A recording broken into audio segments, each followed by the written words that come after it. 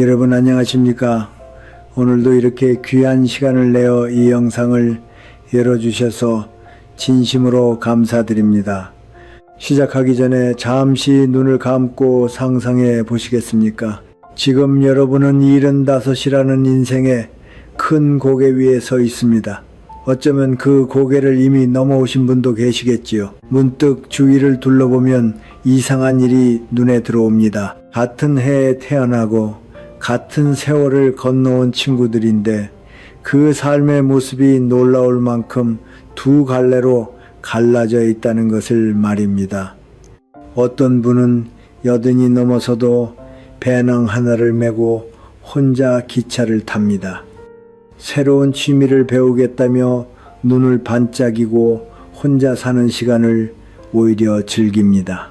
반면 어떤 분은 아직 70도 되지 않은 68배 다리에 힘이 빠지기 시작해 하루 종일 텔레비전 앞에 앉아 계십니다. 그러다 결국 평생 정든 집을 떠나 요양원으로 들어가시게 됩니다. 이 잔인할 만큼 뚜렷한 차이는 도대체 어디에서 오는 것일까요? 타고난 체질 탓이라고 생각하십니까? 그저 운이 나빴을 뿐이라고 여기십니까? 아닙니다. 저는 단호하게 말씀드립니다. 결코 그렇지 않습니다. 노년을 오랜 세월 연구해온 전문가들이 수백 명의 어르신을 몇 년에 걸쳐 추적한 끝에 밝혀낸 사실이 있습니다. 행복한 노년, 다시 말해 누구의 눈치도 보지 않고 내 집에서 당당하게 살아가는 노년은 하늘이 그저 내려주는 선물이 아니라는 것입니다. 그것은 여러분이 오늘부터 어떤 준비를 하고 어떤 습관을 손에 쥐느냐에 따라 극적으로 달라집니다. 많은 어르신들이 병상에 누워 이렇게 후회하십니다. 설마 70 후반에 이렇게 빨리 몸이 무너질 줄은 몰랐다고, 어느 날 아침 갑자기 이불에서 몸을 일으키는 일이 그렇게 버거워질 줄 몰랐다고, 문턱 하나 넘는 일이 무서워질 줄은 정말 몰랐다고, 그리고 울리지 않는 전화기를 하루 종일 바라보며 자식에게서 올 연락 하나에 기대어 살아가게 됩니다. 이것이 준비를 미룬 사람이 마주하게 되는 차가운 현실입니다. 하지만 안심하십시오. 오늘 이 영상을 만나신 여러분은 이미 운명을 바꿀 표 한 장을 손에 주신 겁니다.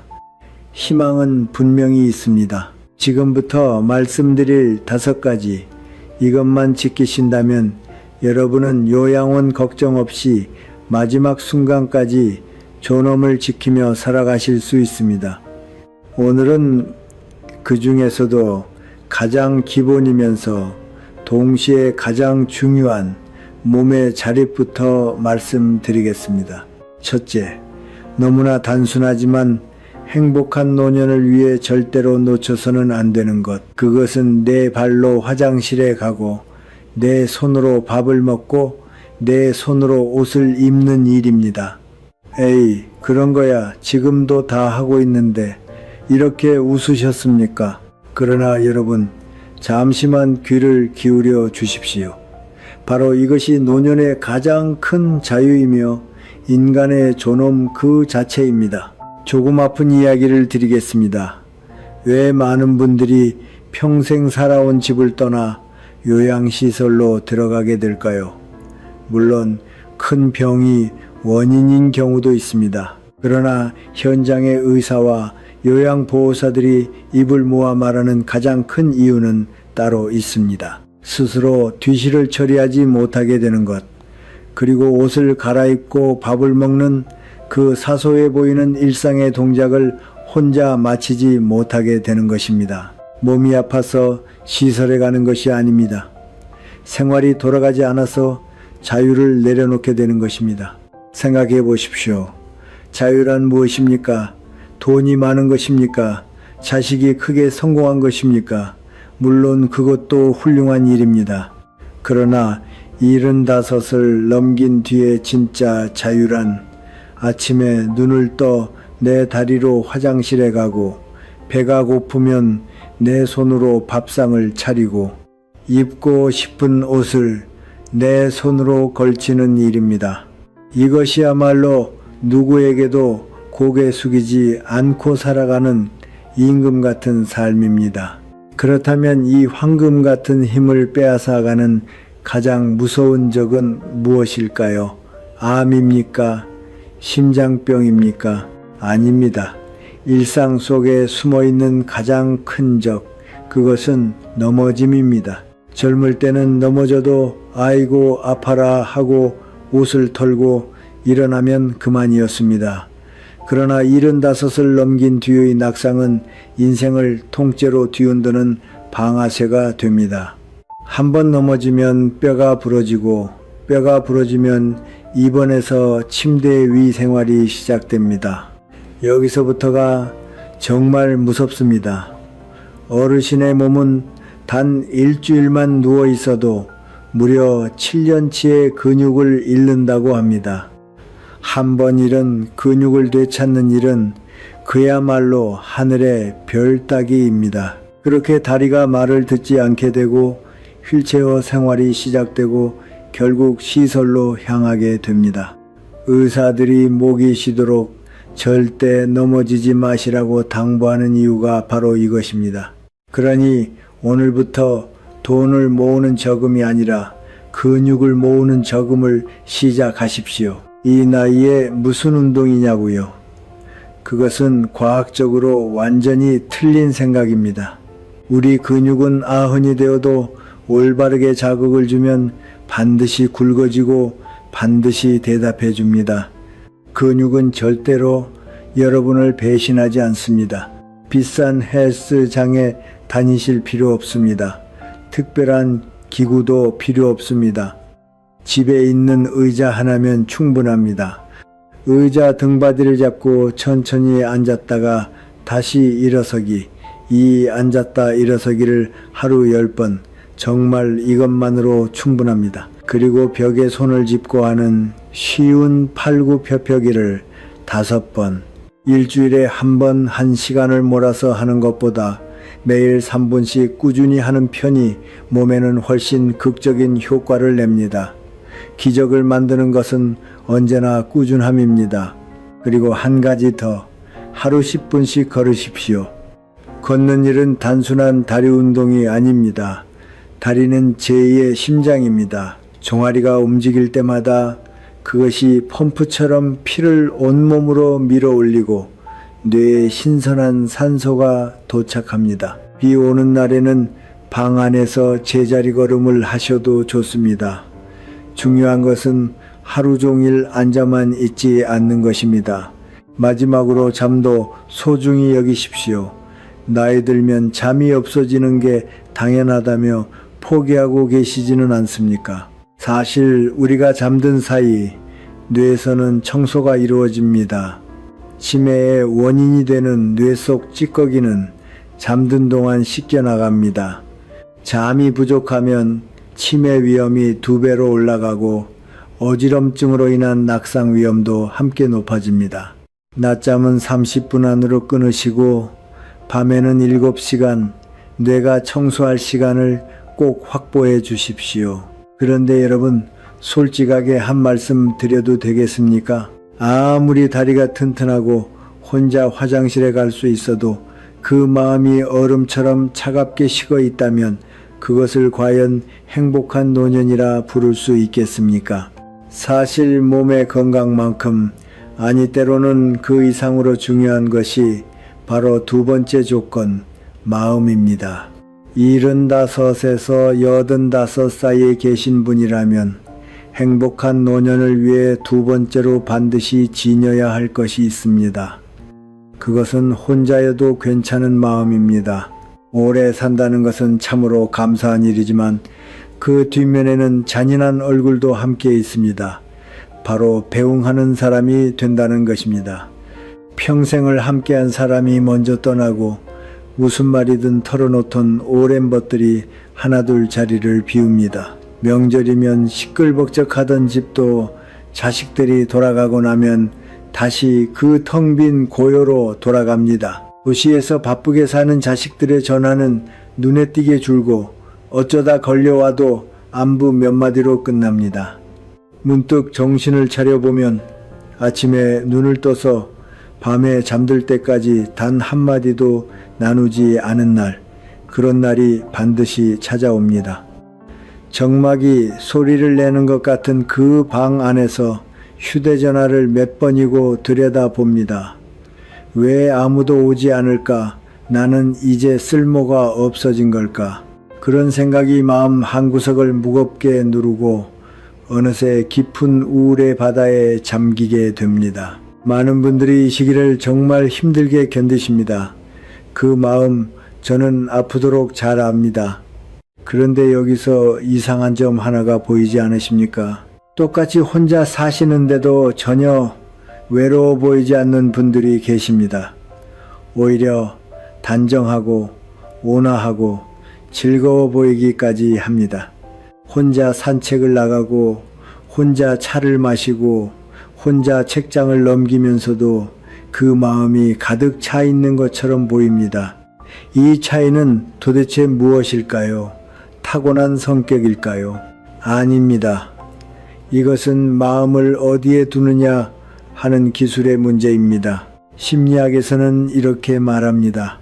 외로움과 고독은 전혀 다른 것이라고. 외로움이란 곁에 사람이 없다는 사실에 고통을 느끼고 누군가가 그 빈자리를 채워주기를 바라는 상태입니다. 반면 고독이란 혼자 있는 시간을 풍요롭게 받아들이고 자기 자신과 사이좋게 지내는 상태입니다. 누군가에게 혼자만의 시간은 감옥이지만 또 누군가에게 혼자만의 시간은 자유로운 낙원이 됩니다. 그렇다면 어떻게 해야 외로움을 내려놓고 그 낙원으로 건너갈 수 있을까요? 오늘부터 마음의 습관을 조금만 바꿔보십시오. 첫째, 이것이 가장 중요하면서도 가장 어려울지 모릅니다. 그것은 기다리는 마음을 내려놓는 일입니다. 자식이 찾아오지 않으면 서운합니다. 친구에게서 전화가 없으면 쓸쓸합니다. 그 마음은 지극히 자연스러운 것입니다. 그러나 굳이 말씀드리겠습니다. 누군가가 내 외로움을 채워주기를 기다리는 일은 이제 그만두십시오. 잠시 떠올려 보십시오. 우리도 젊은 시절 그러지 않았습니까? 부모님이 걱정되면서도 일과 육아와 살림에 쫓겨 눈앞에 하루를 굴리는 것만으로도 벅찼던 날들, 전화 한 통 걸 시간조차 아까웠던 그 시절을 잊으셨습니까? 우리 자식들도 지금 그렇게 필사적으로 싸우고 있는 것입니다. 그들이 오지 않는 것은 여러분이 미워서가 아닙니다. 그저 사는 일이 바쁠 뿐입니다. 그러니 왜 안 오느냐며 화를 내거나 초라해질 필요가 없습니다. 무소식이 희소식이라는 말처럼 크게 마음을 열어두시고 여러분은 여러분의 시간을 즐기시면 됩니다. 남의 관심을 구걸하지 않고 내 존재 그 자체로 충분하다고 느끼는 것. 체념을 닮은 이 깨달음이 여러분의 마음을 놀랄 만큼 가볍게 만들어줍니다. 그렇다면 그렇게 비워낸 시간은 어떻게 채워야 할까요? 두 번째 제안은 나만의 작은 의식, 나만의 하루 흐름을 만드는 일입니다. 누군가를 위해 시간을 쏟아붓던 인생은 이미 끝났습니다. 이제부터는 나를 대접하는 시간입니다. 예를 들어 아침에 일어나면 제일 먼저 아끼는 잔에 천천히 차를 우려내는 시간, 창문을 열고 오늘 하늘빛이 어떤지 가만히 바라보는 시간, 좋아하던 옛 노래를 틀어놓고 그 가사에 귀를 기울이는 시간. 제가 아는 여든 넘은 어르신 한 분은 매일 아침 3줄 일기를 쓰는 것이 삶의 낙이라고 하십니다. 어제는 마당에 매화가 피었다. 오늘은 감자조림이 맛있게 됐다. 내일은 막다고 한다. 딱 그 몇 줄이면 충분합니다. 그것이 그저 흘러가 버릴 시간을 의미 있는 하루로 바꾸어주는 의식이 됩니다. 또 다른 분은 매일 해질 무렵 산책을 나가십니다. 비가 와도 바람이 불어도 나가시는데 그 시간이 자기 자신과 대화하는 소중한 시간이라고 하십니다. 거창할 필요 없습니다. 이걸 하면 마음이 가라앉는다는 작은 습관 하나가 혼자만의 시간을 눈부시게 물들여 줍니다. 그리고 셋째, 이것이 마음을 젊게 만드는 가장 강력한 보약입니다. 감사 노트를 써보십시오. 매일 잠들기 전 고마웠던 일 3가지만 적어두시거나 조용히 떠올려 보십시오. 오늘은 무릎이 덜 아팠다. 시장 가게 주인이 친절했다. 밥이 참 맛있었다.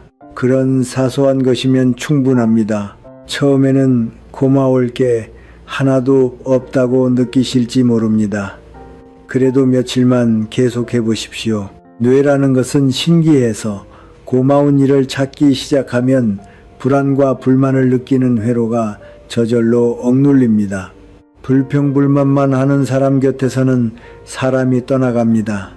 미간에 주름이 잡히고 표정이 험해지기 때문입니다. 반대로 혼자서도 기분 좋게 지내고 사소한 일에도 고맙다고 말할 줄 아는 사람 곁에는 자연히 사람이 모입니다. 따뜻한 기운이 흘러나오기 때문입니다.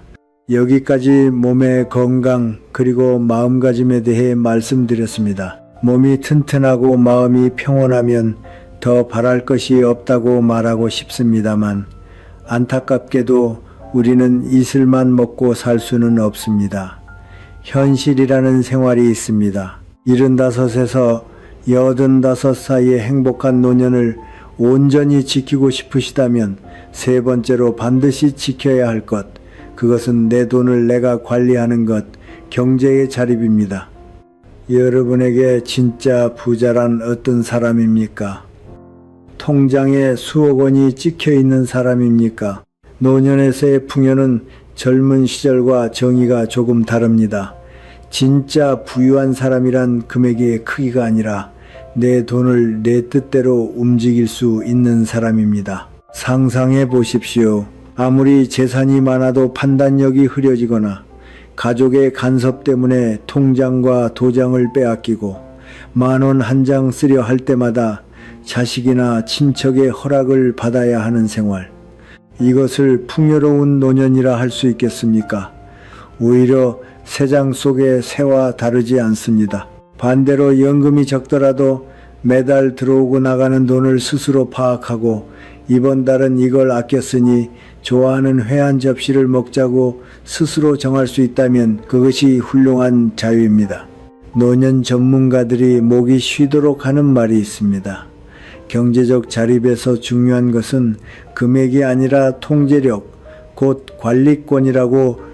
이 관리권을 눈 감는 날까지 절대 남에게 넘기지 마십시오. 그러면 어떻게 이 힘을 지킬 수 있을까요? 먼저 많은 분들이 안고 계신 막연한 돈 걱정부터 걷어냅시다. 너무 오래 살아서 돈이 떨어지면 어쩌나.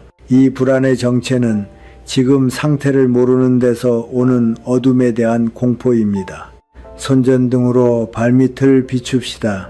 매달 반드시 통장을 확인하십시오. 그리고 나가는 돈, 고정비를 단 한 번만 진지하게 들여다보십시오.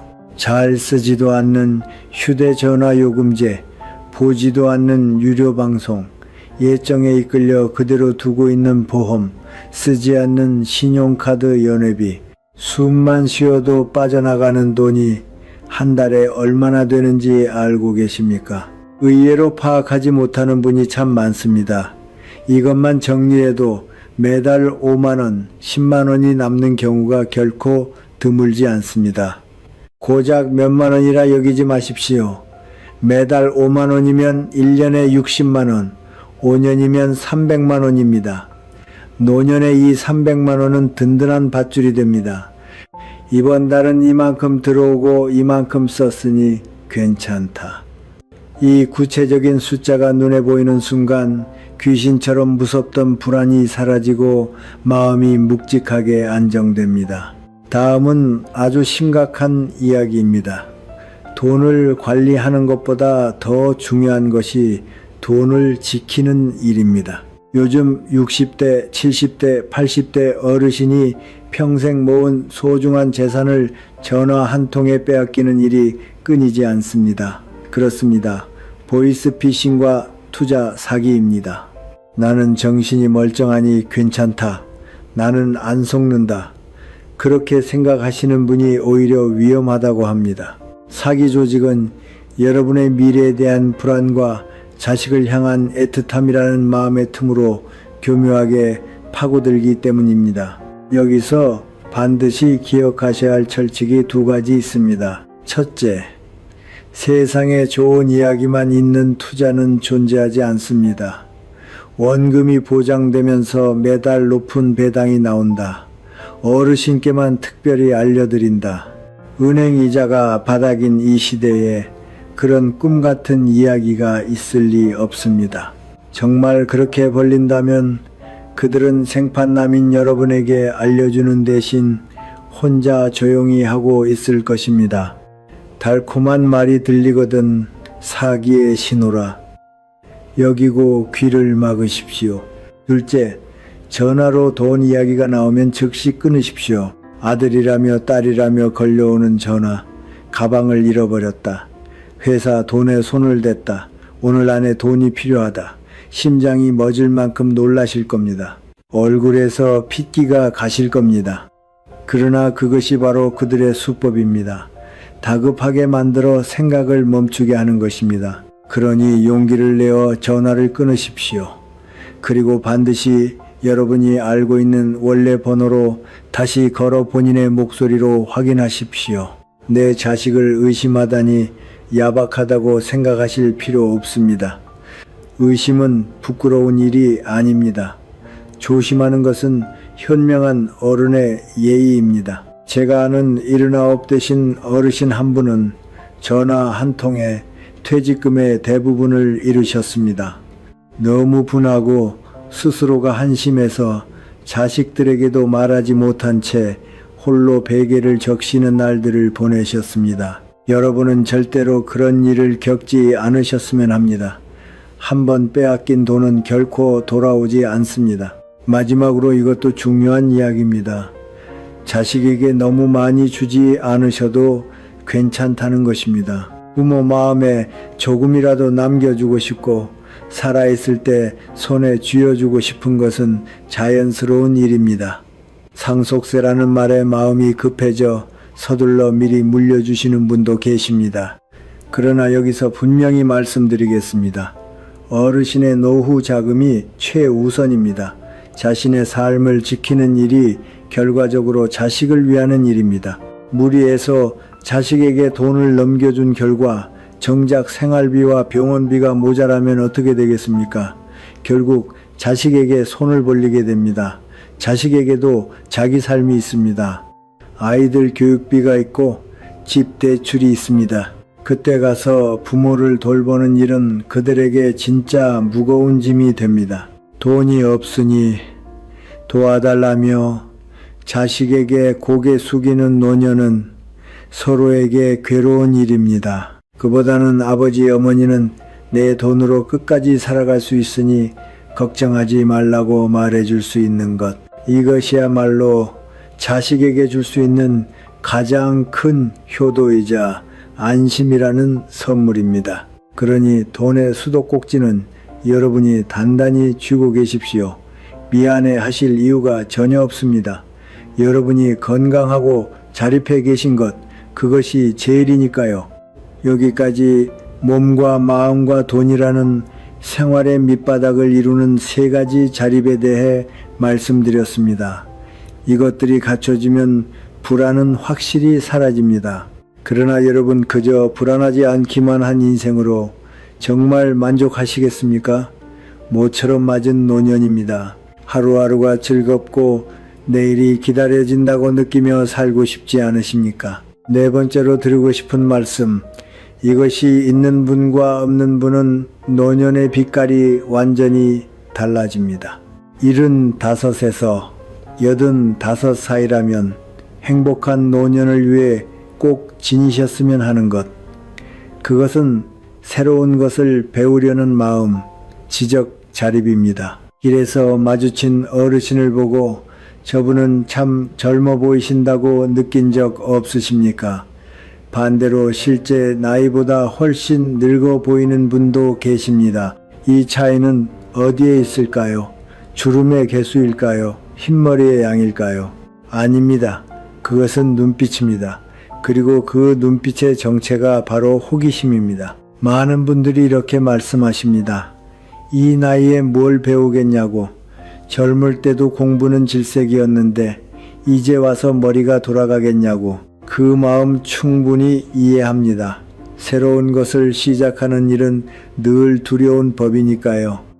그러나 여기서 아주 반가운 소식을 하나 전해드리겠습니다. 최근 뇌과학 연구가 우리가 믿어온 상식을 뒤집었습니다. 뇌세포는 나이가 들면 줄어들기만 하고 다시는 늘지 않는다고들 했지요. 그것은 틀린 이야기였습니다. 사람의 뇌는 70에도 80에도 90에도 새로운 자극을 주면 새로운 신경회로를 이어붙일 수 있습니다. 다시 말해 뇌는 근육과 똑같습니다. 쓰면 쓸수록 부드러워지고 강해집니다. 거꾸로 말하면 이 나이에 무슨 하며 배우기를 멈추는 그 순간부터 진짜 늙음이 시작되는 것입니다. 나이가 뇌를 늙게 하는 것이 아닙니다. 포기가 뇌를 늙게 합니다. 제가 아는 분 중에 올해 81가 되신 어른이 계십니다. 이분은 놀랍게도 작년, 그러니까 80에 처음으로 기타를 배우기 시작하셨습니다. 젊어서부터 음악을 좋아했지만 일에 매여 악기 한번 만져볼 틈이 없으셨다고 합니다. 처음에는 정말 힘들었다고 하십니다. 손가락은 마음대로 움직이지 않고 코드 하나 외우는 것도 큰일이었습니다. 그런데 몇 달이 지나 간단한 곡 하나를 짚을 수 있게 되었을 때 이렇게 말씀하셨습니다.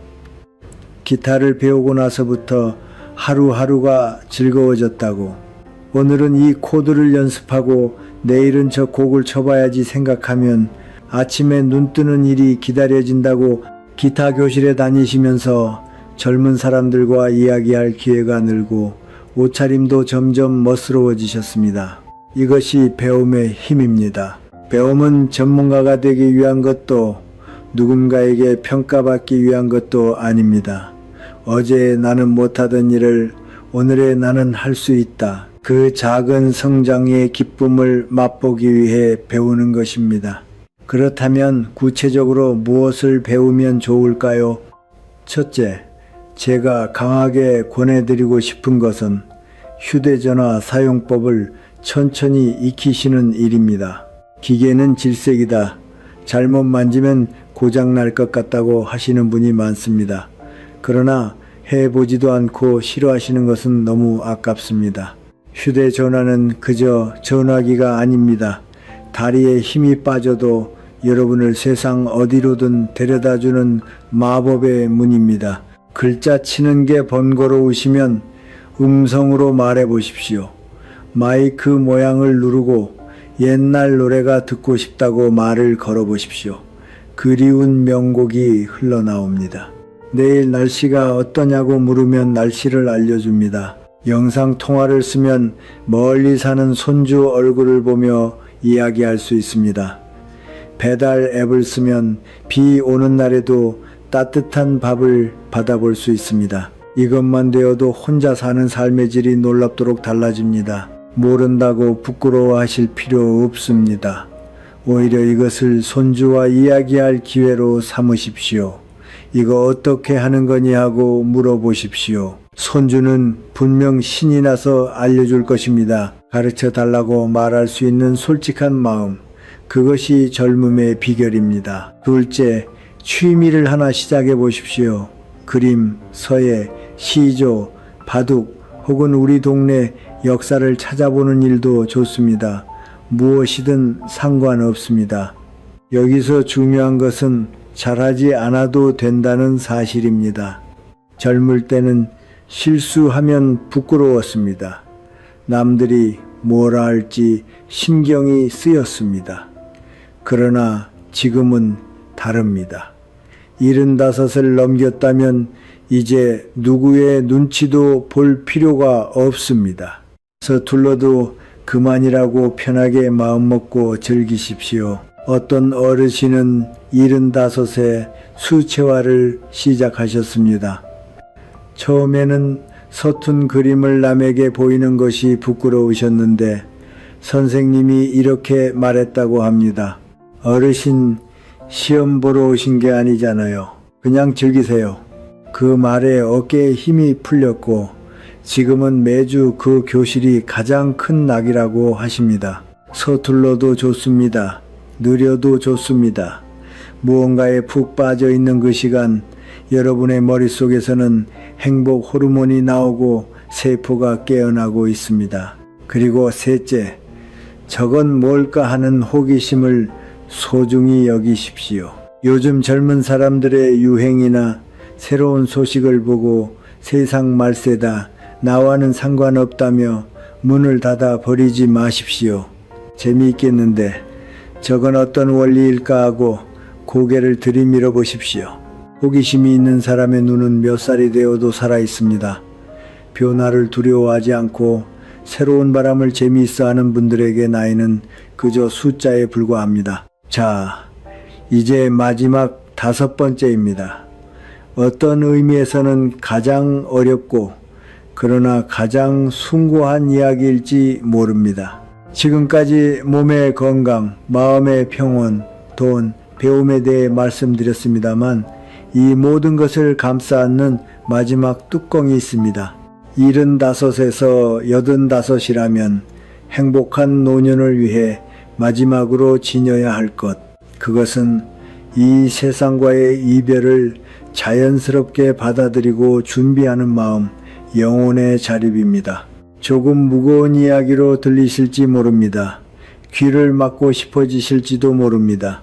그러나 이것은 반드시 함께 나누어야 할 이야기입니다. 우리 모두에게 예외 없이 그때는 찾아오기 때문입니다. 봄이 지나면 여름이 오고 가을이 깊어지면 이윽고 고요한 겨울이 오듯 인생에도 계절이 있습니다. 젊음이 봄과 여름이었다면 노년은 가을과 겨울입니다. 가을 단풍이 타오르듯 아름답고 겨울 설경이 고요해서 아름답듯이 인생의 마지막에도 그 나름의 아름다움이 있을 것입니다. 문제는 많은 분들이 이 겨울로부터 무조건 눈을 돌려버린다는 것입니다. 죽는 이야기는 생각하고 싶지 않다. 재수 없다. 그러면서 준비를 미룹니다. 그러는 사이 어느 날 갑자기 예기치 못한 모습으로 그때가 찾아옵니다. 그리고 병원 침대 위에서 혹은 요양원 천장을 올려다보며 깊은 후회에 사로잡히게 됩니다. 임종을 지켜온 한 전문가가 수많은 환자를 만난 경험을 이렇게 이야기합니다. 인생의 마지막에 사람들이 후회하는 것은 일을 더 할 걸, 돈을 더 벌 걸 하는 것이 아니라고 합니다. 그때 그 말을 했더라면, 그때 거기에 가봤더라면, 가족에게 짐이 되지 않도록 미리 준비해 뒀더라면, 그렇게 사랑과 관계에 대한 후회라고 합니다. 그렇다면 어떻게 해야 불안한 노년이 아니라 평온한 노년을 맞이할 수 있을까요? 그것은 준비하는 일입니다. 우선 몸이 건강하고 정신이 또렷한 지금 유언장이나 이별 노트를 한번 써보십시오. 아직 이르다고요. 지금이 가장 알맞은 때입니다. 재산을 어떻게 나눌 것인지, 장례는 크게 치르기를 바라는지, 조용히 가족끼리 하기를 바라는지, 그리고 무엇보다 중요한 이야기, 연명치료를 원하는지 원하지 않는지, 이런 것들을 미리 정해두는 일은 결코 죽음을 재촉하는 일이 아닙니다. 남겨질 가족을 향한 마지막 배려이며 궁극의 사랑입니다. 상상해 보십시오. 여러분이 쓰러지셨을 때 자식들이 아버지는 이걸 원하실까? 중단하자고 하면 불효자라 손가락질 받는 건 아닐까 하며 괴로운 결정을 강요당하고 형제끼리 마음이 갈라지는 모습을, 그런 짐을 지우지 않기 위해 내일은 이렇게 해달라고 미리 적어두는 것. 이것이야말로 마지막까지 의젓하고 현명한 어른의 모습입니다. 다음으로 살아있는 동안의 정리를 조금씩 해나갑시다. 내가 죽으면 자식들이 치워주겠지. 그렇게 기대서는 안 됩니다.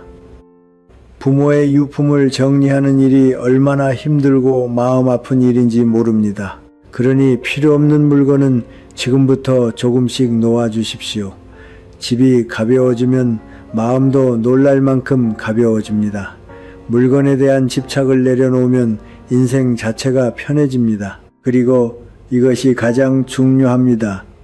하고 싶은 일은 지금 하십시오. 하고 싶은 말은 지금 하십시오. 가고 싶은 곳이 있으십니까? 다음해가 아니라 지금 당장 계획을 세우십시오. 만나고 싶은 사람이 있으십니까?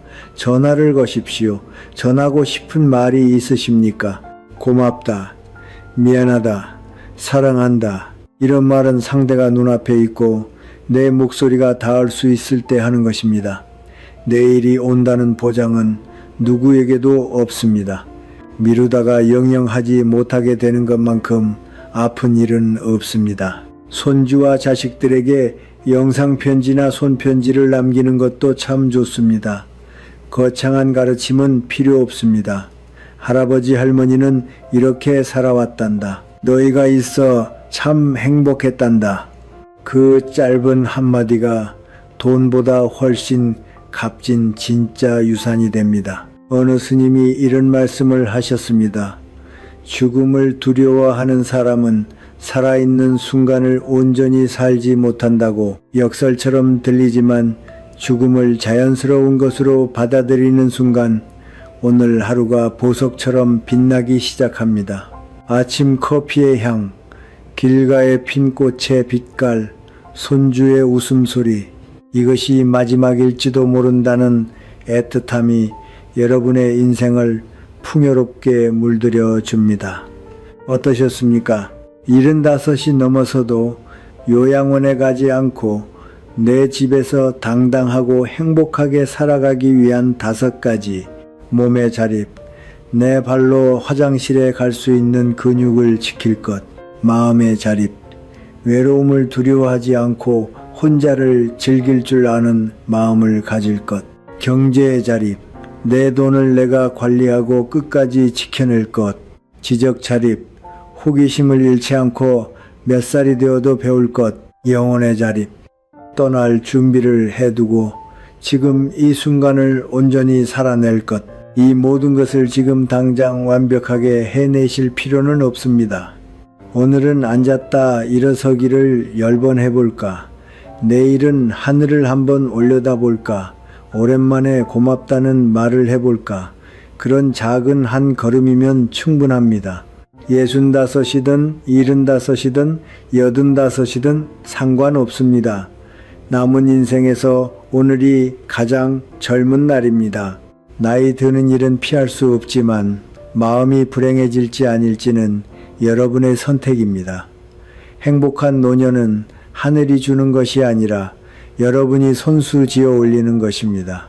여러분이 내 집에서 웃으며 자랑스럽게 살아가시는 모습을 저는 진심으로 믿고 응원합니다. 부디 눈부신 노년을 보내십시오. 오늘 이 영상이 앞으로의 삶을 비추는 작은 등불이 된다면 더없이 기쁘겠습니다. 조금이라도 도움이 되었다, 힘이 났다고 느끼셨다면 소중한 벗에게도 이 영상을 알려주십시오. 그리고 구독과 좋아요, 알림 설정을 눌러주시면 더 좋은 영상을 만드는 큰 힘이 됩니다. 끝까지 봐주셔서 진심으로 감사합니다.